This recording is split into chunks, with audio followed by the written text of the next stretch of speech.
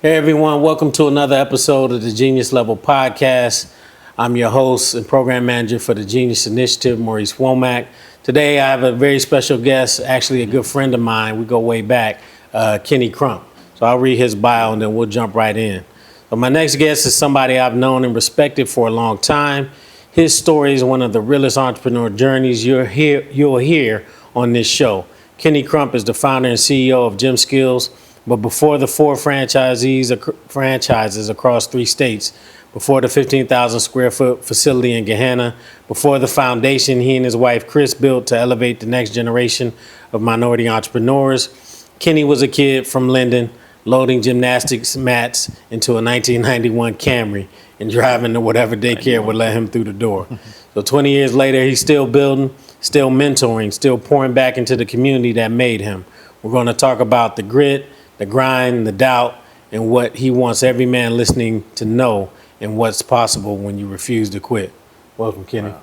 Man, Mo, thank you for having me. Yeah, absolutely, man. You know, I've known you for a while, especially on the entrepreneur side, and so your story is one that has inspired me as an entrepreneur, and then just generally as a man, and you know how you do things and move through the world. So I'm excited to have you on, man. Yeah, I appreciate it. And congratulations on all your success. Thank you, man. I appreciate it. I appreciate it. Continue to grow. You've seen it from Absolutely. day one. Absolutely. Yeah, for sure. So, you know, I wanted to start by talking about you just as a person and then into your business. Yep. So tell me a little bit about yourself, where you came from, kind of, you know, your journey. Absolutely. So I'm, like you mentioned, you know, kid from Linden.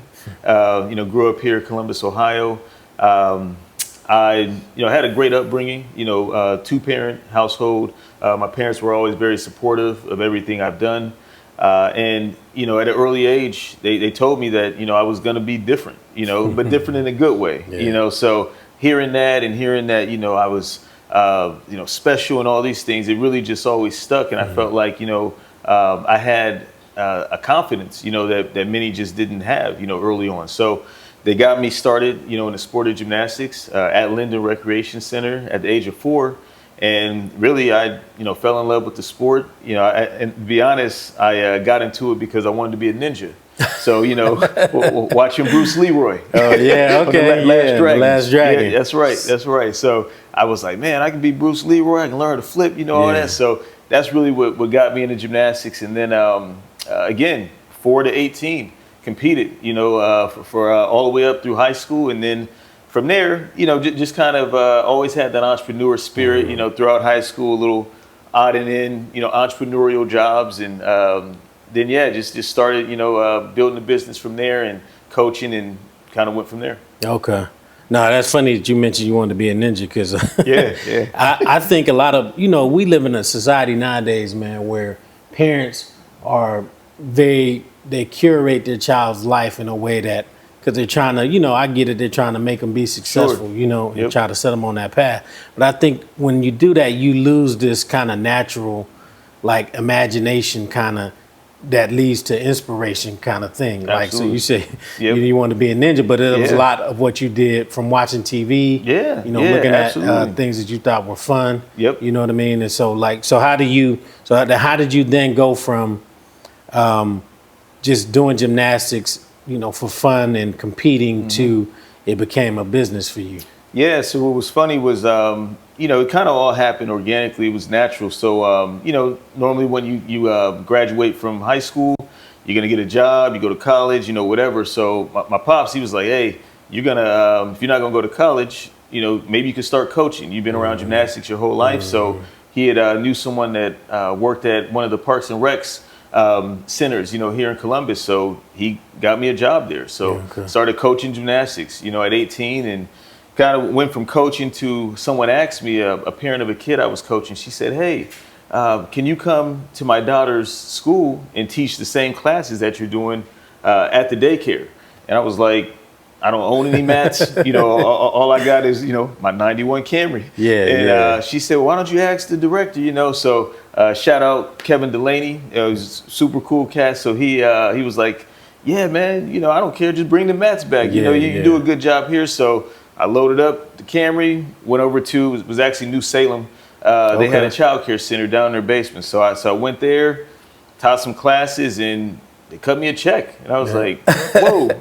I was like, it would take me, forever to make this, at the rec center. So from there, it was just like, wow, maybe I'll try to go to a few more centers. So kept going in some other churches, New Covenant. They said, yeah, you can come and do it. Then I went to another, and from there, I was hooked. But what was also cool, though, was that it wasn't just about the money. It was more so like, wow, I can give back this sport that I fell in love with, to these kids in the community. Because as we know, being a black gymnast in the 90s, in the 80s when I was coming up, it's not very common.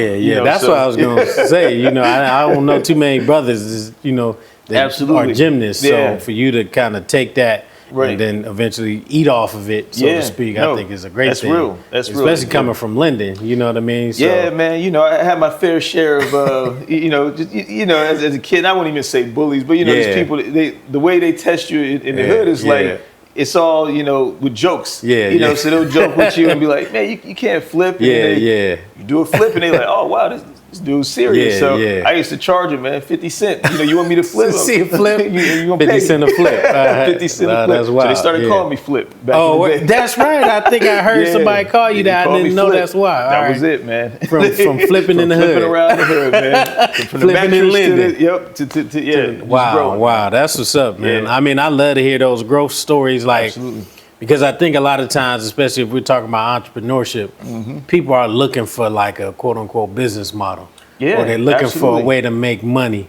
And they're not really looking at their own talents and ability and how to monetize what they already kind of do. That's right. Because I have seen people who get into business and they're just doing it to make money. It's not for the right reason. And it's not sustainable, right? Absolutely. So definitely I think your story, man, just even that little bit of it, how it translates into making money. Absolutely. Didn't sound like that was like a goal of yours though at first, was to get paid, so to speak. Not at all, man. I mean, like I said, the goal initially was I was just happy to have a job and be able to share, the sport of gymnastics with, number one, kids that look like me. I mean, I was at Northeast Recreation, so I think it's called Howard now. Okay. And I was, again, just sharing the love of gymnastics with the kids, and they were actually learning. I mean, the kids were like developing, they were learning skills, and then from there, came the business. But ultimately, it was taking my passion for the sport, and then sure, it turned into a profit eventually. But it was never anything that was forced. It all happened organically. Gotcha. No, that's good.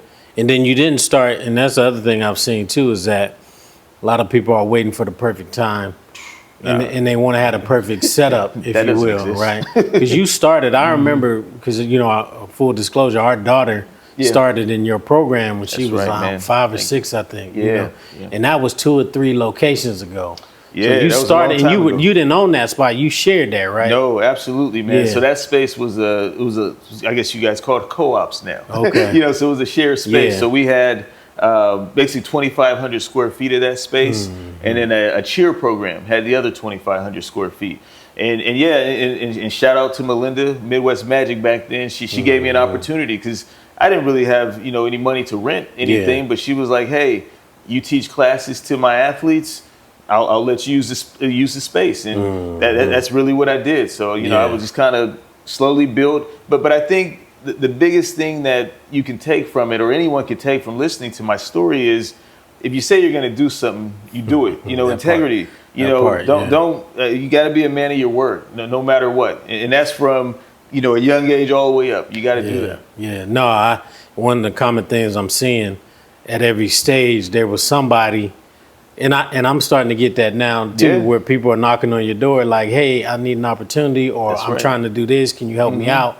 But a lot of times, and the risk for helping people out is that you don't know if they're going to follow through with what they're saying, right? And what you're saying is like, be about your business, make sure you're doing what you do, right? Yeah, absolutely. Because think about it, nobody owes you anything.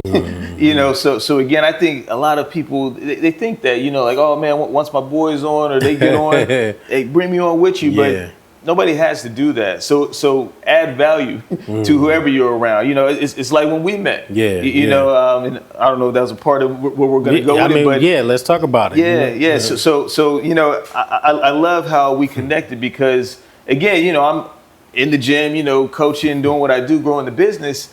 But I never forget, you stepped up to me in the lobby. You was like, hey, want to chop it up with you. You know, I got some ideas that I want to do. And I was just excited that, somebody came up to me, said, hey, they want to connect. Because too many times I feel like people are afraid to, they're just afraid to ask for help. You got to humble yourself, let go of all the pride and just because as we know, people want to help. I was excited to be like, hey, let's build, let's see what we can do. And kind of from there, our relationship grew, but just it sparked off of that, initial conversation that you were just looking to build and kind of went from there. Yeah, for sure. And like I said, just seeing that how at every stage of your journey, there was somebody that was like, hey, yeah, you can borrow the mats or you ain't got to pay me right now. That's right. But then when you execute and you follow through, because like you said, most people want to help. Yeah. But, they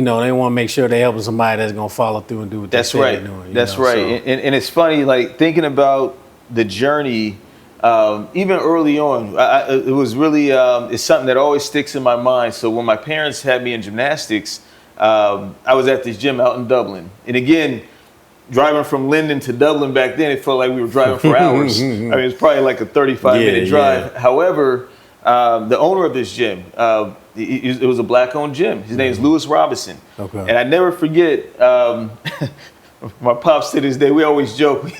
We remember, what's the show? Chris Rock. Everybody hates Chris. His dad, Julius. He's always tight with the money. So my dad had 5 kids, so he's always tight, even now. But he would say, man, this gymnastics, it's so expensive, and everything. But Lewis Robinson, when we went to the gym, he said, hey, I know, this could get really expensive for you. My dad's an educator. He said, just pay what you can. Never really gave him an amount. Just said, pay what you can. And I always remember that. My dad, he made sure I was in the room when he shared that because he was like, he's looking out for us. And so, and I've always tried to do the same thing. So again, I'm not saying, come and ask me, like, hey, I don't want to pay that. But, if anybody's struggling, or again, they just ask for help, well, why not give them a chance? Especially if they're serious about, either working with you or being a part of your journey. That's the part you got to make sure that, like you said, you do what you do, Absolutely. do what you say you're gonna do. That's right. So, so you go, you built the one location. Like I said, you started co-op. Then did you buy that second location or you leased that? No, man. So we were in that first location for about 4 years. Okay. And then we just outgrew it. The business started growing and reached out to it's funny, man. Like I learned so much being in that space. Like I didn't realize, so the landlord of that space, the property owner, he owned the whole block. Oh, right. And so I remember when I wanted to get out, I was like, hey, I see there's a sign on this building next over here. And I was like, wait, it's the same guy. Then you look, it's the same. I'm like, oh, wow, commercial real estate. And again, this is, 15 years ago, but I was like, it kind of sparked something like, wow, when you own the building, you make the rules, you have control. So anyways, next space, we did a 5-year lease. Okay. So we leased that out and again, outgrew it. So we went from a 2,500 square foot space to a 5,000 square foot space on the same street, about 2 doors down. So we were in there, learned about building out a commercial space, all these things. And I had no experience in this, so I'm probably spending way more money than I should have spent. I'm bumping my head, I'm making all these mistakes, but I knew at that time I'm learning, and so whatever I'm going through, I'm going to make sure that I share that information with the next person so they don't have to make the mistakes. I feel it. That's good. Because I remember that spot too. Yeah, that was the spot where I approached you. That's right. And you were generous enough. We had lunch. That's right. And honestly, man, you made the first connection for us. A little bit of background. Okay. So we were, I was doing the STEM education, science, technology, engineering, and math. Because my background is engineering. That's right. And I was teaching at Columbus State in the evening, working and I didn't know many brothers that was doing it, so I was intrigued. And so I was like, I want to teach kids. I know you teach kids gymnastics. It's kind of tangent to that. What are some of the, some tips how I can get started teaching kids? And we had lunch, man, and that went well. And you actually gave us our first connection to Columbus Academy. Wow. I don't know if you remember I'm that. glad you remember all this, man. 'Cause there's so many You connected me with conversations. Alyssa. That's right. Alyssa King. And she liked what we were doing. Yep. And she put us in for their summer camp, you know, and those were pretty lucrative, Oh, you know, yeah, if you can run them up, you know what I mean? That's right. So that first summer we did a week-long camp at Columbus Academy. Man, that's crazy. So that had to be like, what, 2014, 13 maybe? 2014, something like that.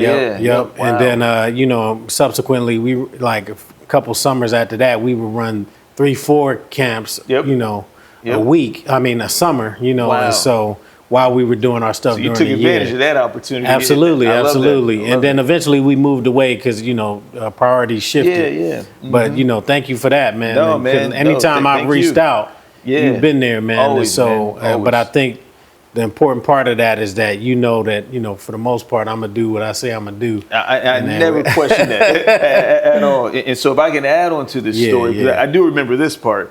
So after, again, we outgrew the space. And even like, so in 2010 is when I first wanted to buy a building and build a building if I could. And I was thinking of franchising at the time. I've always been a visionary. I'm like, I can do it all. But again, if it's not time, it's just not time. So you got to be patient. But what I remember most is, and you remember this, when we were looking for a building, I was like, hey, you know, we wanted to do the STEM program, you know, at the new facility. We were going to add on after school programs. We was going to do, you know, this big gym, you know. Again, I remember us talking about it, and you're the reason why I was able to get that space. You know, and I'll tell you why, because again, when you're buying a big commercial building, you know, you have to have, number one, the capital to put down, and you have to have leases in place.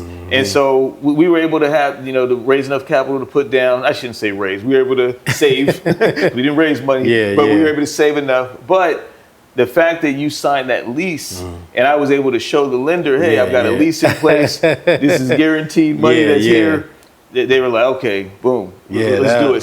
So thank you, you know, for being a big part of the kids' lifestyle. You know, that was an opportunity for us because we were doing it mobily, kind of like you. So we would go around. We never had a facility, and then being able to go in there with you for a few years and kind of build that out gave us an opportunity to kind of learn some things. Absolutely, man. Because I think that's the other part of being an entrepreneur, or really anybody that's trying to build something. And you talked about it briefly, the learning piece, right?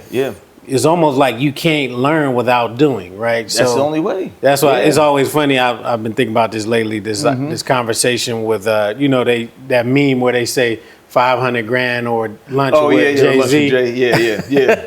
And it's like, what would you do? Man, give me the money. Give me the money. I'll figure out what to do with it. I don't. Much respect to Jay. However, like you say, you're going to learn by doing. That's it. You know, so and anybody, I could tell you what to do all day, but until you do it, that's not going to that's the thing. I think people who are thinking about starting a business, I think people get into this space where they think there's a secret that they don't know. And that if I sit down with this person, they're going to give me the secret, and then I'm going to be successful. And it's like, nah, you really just need to go about doing your business. You really need to fail. That's it, that part, right? The more you can fail, you know, again, the more you're going to learn. And 9 times out of 10, at least I know for me, I'm not going to make the same mistake twice. So I'll take that L. I'm going to learn from it. And you better believe the next time, you know, I'm going to build on it. So, Now, I heard somebody say that, you know, when you're trying to quantify this, it's like, I think it was a woman, she said time to failure, TTL. Yes. So like if you can decrease the time to failure, like fail fast almost, as fast as you can. So then you can start the next iteration of what you're trying to do. That's true. And so I think, and this is something I've experienced too, is like if I can learn quickly what works or what doesn't as quickly as possible, then I can adjust and then do the next iteration of that and over time, you get to where you're going faster, you know. But I think so many people are afraid of failing that they almost never try, right? So, and I think a lot of that, man, is because of, you know, I hate to say it, but a lot of the social media and what they see. I mean, you know, everybody's watching everyone else, and you know, it's like, it's not real a lot of times. You know, you need to get out there and do it. You know, and fail. So speaking of that, man, what were some of the things, that you know, most people haven't seen that have like failures and things that didn't quite work out that you then kind of turned into like successes at the end of the day, you know? Yeah, absolutely. I mean, several examples, but one, we were talking about the building. You know, I thought we were going to build a building, you know, so we had did plans to buy this land, which the land happened to be on a landfill. And I was like, at that time, I didn't know much about that, about, I guess, civil engineering and all that. So I'm like, we can build on a landfill, who cares, you know? But lenders don't like that, apparently. They're like, we're not going to give you money to build on. So anyways, we put a lot of money into that. You know, we went through, the phase 1 and phase 2. Drawings, architectural drawings. We went through the drawings and all this stuff. And so anyways, it didn't work out. So that was a fail. However, the timing wasn't right. You know, so we needed to wait until the right opportunity popped up. And when it did, we were ready, and we were able to buy the building. So that's just one example. But even with franchising, I'm again, I don't have any examples of anyone that's taken a business and turned it into a franchise company. So over the last, say 10 years, I've been building this franchise company, and I'm just trying to do it organically. Where really the way you grow these companies is you got to be in these networks, because again, people are building these brands all the time. But once you're in these circles, that's how you really grow it. So again, we've got a great foundation. I've dumped a lot of capital into franchising. However, you've got to get with the guys that have done it, over and over again, and then that's when you'll find the success. So yeah, if you want to go from 4 to 50, you got to be with the right team. Yeah, I got you. So yeah, building a team is important. So now psychologically, because I told you this, a lot of the men that we talk to, they're dealing with psychological noise and even noise from society while they're kind of in the midst of these things. So how would you say you dealt with like the noise? Like you're building, people are watching, maybe people got opinions about what you should or shouldn't be doing and how you're doing it.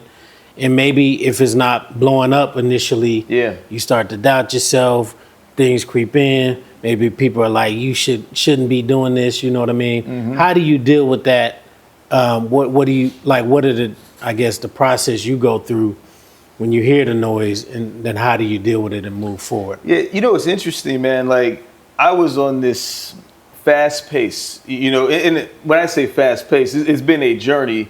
However, in my head, it's like, all right, I'm going to do this, and it usually works out eventually. But when the pandemic happened, and I was able to stop.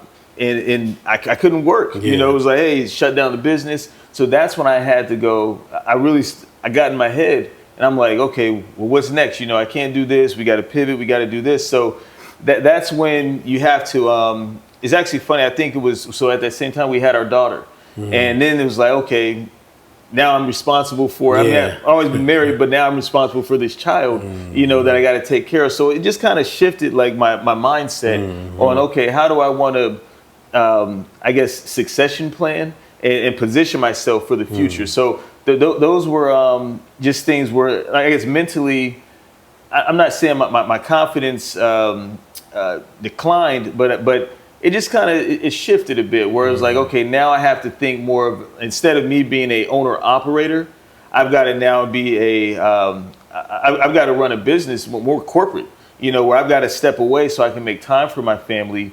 And I can, put people in position to grow the business. So with that, there was a lot of, and I might have had some conversations with you, but building like a leadership team, I remember. I went through it, because, again, putting people in position and trusting individuals, but they don't have my same heart. They don't have the same passion that I have for the business. It was a lot, and I had never really had anxiety or anything like that. Up until then, so I got a therapist now, and things. So again, just to deal with it and get another perspective. I remember hearing Common say one time, he's like, "Hey, I go to therapy to have another tool on my tool belt, so I can handle these situations." So I'll say that therapy has been a big help for me. And in dealing with it, because again, you want to put your trust in people, but at the same time, you can't let your guards down too much. So you got to always again, just equip yourself for that time. And that's what yeah. I've had to do mentally, you know, just to stay prepared, you know, for whatever's to come, you know, in business, because it's a battle. Yeah, no, that's good, because I know there's been a lot of conversation around men in therapy just in general. I like how you positioned it when you're talking about is one of the tools on the tool belt, right? Just so one. It's not, so, you know, I know a lot of people are like, you need therapy, you know, and it's like, well, therapy may or may not be. If you're not doing the work, it's you not need going the to right work either. therapist, and you got to do the work, and then it's just one of a suite of tools, right? That's right. That you need to kind of be prepared. What are some other things that you do to, like, for your mental health and fitness and things of that nature? Yeah, so again, being an athlete coming up, I've never strayed away from that. So working out has always been like, I guess my first, you know, my first tool. You know, every day, you know, I'm up and at it, you know, 5 days a week. I won't say Saturday, Sunday. I chill or golf or something, but I'm always working out. You know, so again, physical health is a big one. You know, my spirituality. You know, my faith in God. That's number one.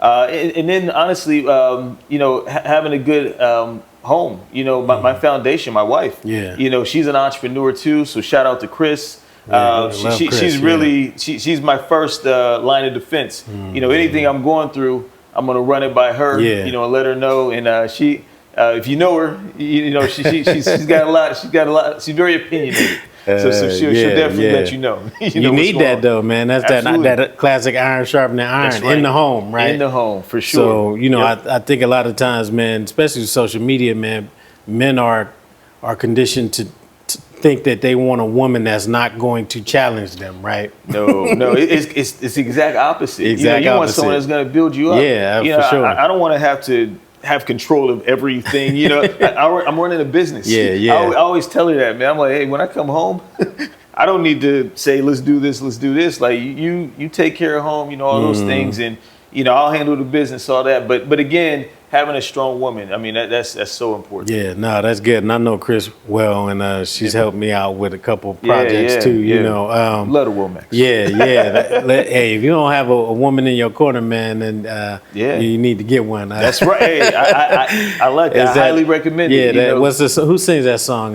Movement by myself, but I'm a force when we're together. I don't remember. Who's that? Neo. I think it's Fabulous on there too. You're right. Yep. And that's like an anthem, man. That's you know what I mean? And so, you know, so definitely you need a partner, you know, to kind of be in your corner. On the toolkit as well, because I feel like that too. You know, I can speak to my wife and we could talk about things. Talk about Erica. Yeah, for sure. So, so now that you moved to kind of like doing the franchise model, because I'll be joking with you, like you've moved from like an entrepreneur to a business owner in that sense, because I heard someone say that you're not every day in the business, which I know that was something you struggled with, kind of handing it off to somebody. I still do. It seems like but you successfully made that transition. I have. But you almost have to so that you could level up, right? It's the only way. Yeah. So how do you just in general? Because every point there's a transition to the. If you want to go to the next level, you almost have to leap to get to that next level. But that means leaving something behind. So how'd you deal with like handing off gym skills, your location, daily operations, to now like learning and building the franchise piece of it? How was that journey for you? Yeah, that's a great question. So again, talking about failures, you know. Sometimes I might have handed it off to the wrong person, you know, hiring the, you know, it may not have been the right, you know, director or GM or whatever, but you learn, right? So, you know, you can never completely let go of the business. Number one, because again, you got to watch your money, you know, because you step away too much, you know, you're going to, might be some hands in the cookie jar, you know, if you will. So, but what I will say is that, transitioning from what I like to say, Coach Kenny to corporate Kenny was it's always been something I wanted to do, but it's kind of one and the same. You know, I went from coaching kids and now coaching adults. So I apply the same principles. You know, to be honest, it's probably easier to coach kids than coaching adults. You know, they actually listen. You know, a lot of times adults are stuck in their ways, and but I would say, one of the big things was really just creating systems. That's something that in the past would be like, just watch what I do. Yeah. And it's not that hard. You can run a gym skills, but when you're franchising, you gotta have the playbook, and it's gotta be, you're not supposed to say this word in franchising, but a lot of people say turnkey. Okay. People want a turnkey business. You gotta have these SOPs in place. You gotta have the systems. And again, it makes it easy to hand off. So that's really how I spend my day now, is just, again, making sure that each location is operating consistently. Okay. And again, it's my vision, that they're doing it the way I want to, but at the same time, I'm looking for acquisitions, to open more corporate. I'm looking to, open up more franchise locations. So yeah, it's been fun. I'm learning as I go. I'm not an expert, I'm not perfect in what I do. However, I definitely got some battle wounds, I'm figuring it out. Yeah, I think that's a good point you make, that you're not perfect. Yep. And that you're figuring it out. That's right. As long as you're moving forward, striving towards something, that's right. That's the most you can. And surround yourself with good people. Yeah. You gotta kind of almost put these things in place, these different components. Yep. That all together kind of help you. I think a lot of people are in search of a single thing that they think will kind of kick it off. Well, it's really a combination, right? It's like either they're looking for the perfect moment or the perfect situation, the perfect person or perfect partner. Like, it doesn't work like that. I mean, you got to put in the work. You got to fail. You got to figure it out as you go. So for us, like Columbus, it's our headquarters. This is our baby. So our location here, we're always piloting all these programs here, right? But when something sticks, and, I would say right now, I feel like we're in the best position we've ever been when it comes to our leadership team. Okay. And I would say, once you have that, then you can, I feel like, lay that foundation, make sure that's solid before you start trying to grow and expand your business. I feel like too often everybody's looking at the big picture and not, hey, let's perfect this, and then move on to the next thing, move on to the next thing. So, That's good. That's good, man. I want to be conscious of your time here. Yeah. I got some quick hit questions for you, Yes, man, sir. to wrap it up. Yep. So just tell me if you agree, disagree, or if it's complicated. Okay. All right. And if you want to expand on some of it, then you can do so, All right. So some of these may be somewhat controversial. So we're talking about especially manhood. Yeah. Okay. Nothing too crazy, man. So all right. A man who doesn't provide for his family is failing. I would say that's complicated. It's complicated, man, because we always hear as men, we want to be providers and all that, which I guess call me traditional. I've always been the provider, because that's what I saw, my dad do, coming up. However, it's a new day. Let's combine, your incomes. Let's our skills. Let's build. Let's build together. So right? don't get caught up in that. I agree, man. A lot of men we're talking to now, being a provider or that label is weighing on them. You know what I mean? And I think that we need to kind of move away from that one size fits all kind of thing. So, going broke once is part of the curriculum for being a successful entrepreneur. Going broke once, man. That's funny. Going broke, I don't know how many times. So once isn't enough. Again, it's failures, right? We talk about that. So I would say that's not true. You're gonna go broke multiple times, but you're gonna learn from that. You're gonna learn. If you keep moving. I listened to a podcast called How I Built This. I don't know if we maybe talked about this. I thought I put you on to that. Yeah, maybe you put me on. I think I put you probably on. put me on too. Guy Rob. Yep. And it's good for wannabe entrepreneurs or people who are looking to go down that path, because you hear the stories from that so nobody many similarities, hears. Man, in people's stories. You always hear failure, hardship.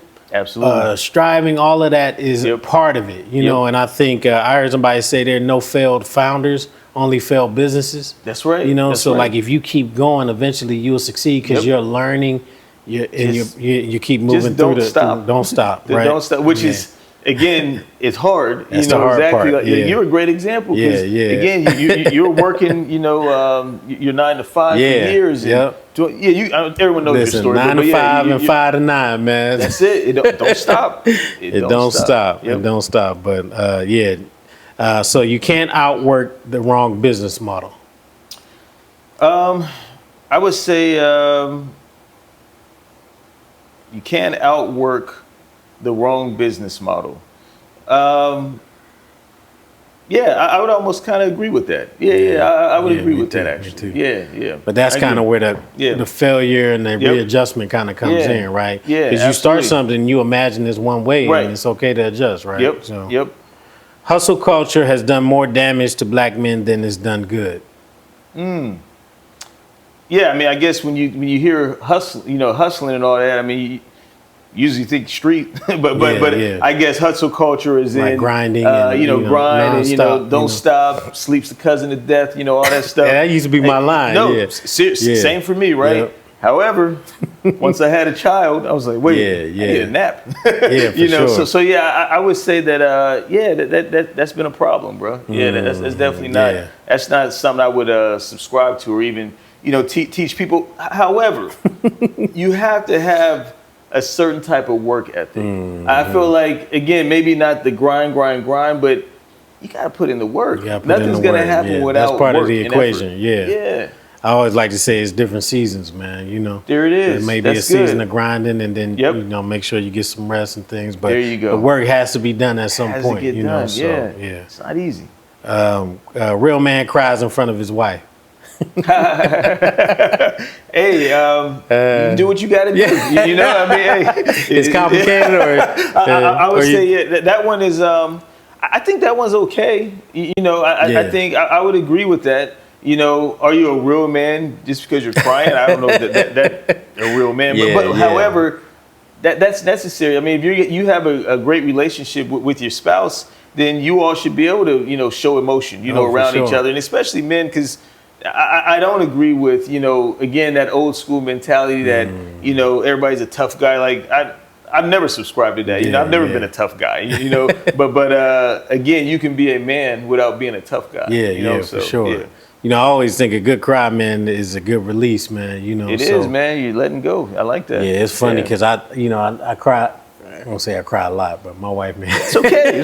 Let it out, bro. My father died, a few days after my high school graduation. So I cry a lot when I'm thinking about my relationship with my daughters, how they were never able to meet him. But it always seems like, cause my wife, she'll joke that I'm due for a cry. Like, after, where's it at, but as a release mechanism, and we need that. I do think it serves its purpose as a release mechanism. Absolutely. You dab your eye up and then you get back to work. That's it, man. You get back to it, man. We need that. For sure, for sure. Couple more here. Mentorship matters more than money. I totally believe that. You can have all the money in the world, but if you don't know what to do with it, then what good is that? So a mentor will guide you, and kind of show you, the path that you can go on, but again, even the mentees got to do their part and ask the right questions. Because sometimes a mentor, they may just be sitting there like, what do you need? Yeah, what do you need? Yeah. So again, it's always what's to ask, right? Exactly. Because I think a lot of people, they come, they want to meet. Yeah. And it's like, what do you need? And it's okay to ask, what do you want? That's right. That's right. And don't just be a mentee. Like I get this a lot. People are like, hey, I want to connect, I want to build, but you have to invest in yourself, so there's I'm sure nowadays there's all these like paid mentorships and all this stuff, which again, if you don't have it, you don't have it. However, if you want to meet with somebody, offer to buy the coffee, offer to buy the lunch, offer to buy don't just, man, I can't name how many times, and I keep note. So when you meet with me, I'm like, okay, all right, I see this. I see it's the sign. Yeah. Because if you're serious about it, and again, what's $20, $30, for a meal? But do that. Make sure you do that. Yeah, that's good advice, man. That's good advice. So thank you, man. I love you, Kenny, man. You one of the realest dudes I know, man. Who, like you said, a man of integrity. You do what you say you're gonna do. Absolutely. So I appreciate you, man, for all the help you've given me over the years. You're younger than me, but I always look at you as like my business mentor, man. Yeah, so I love you and Chris. Both of y'all, man, have helped us out. Have been a nice ear to talk to whenever we needed help. For sure. You invested in one of my failed companies. Hey, it's part of the game, man. Yeah. A failed angel investor.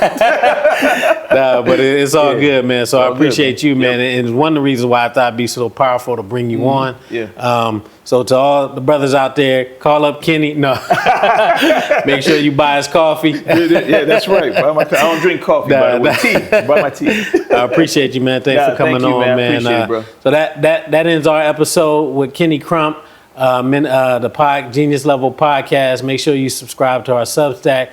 Check us out on geniuslevel.org, geniuslevel.org on Instagram, and make sure you come out to become a guest reader for Boy Genius, which is a program where we bring men into the pre-K classroom to read for the benefit of young boys. So thanks, and we'll see you in the next episode.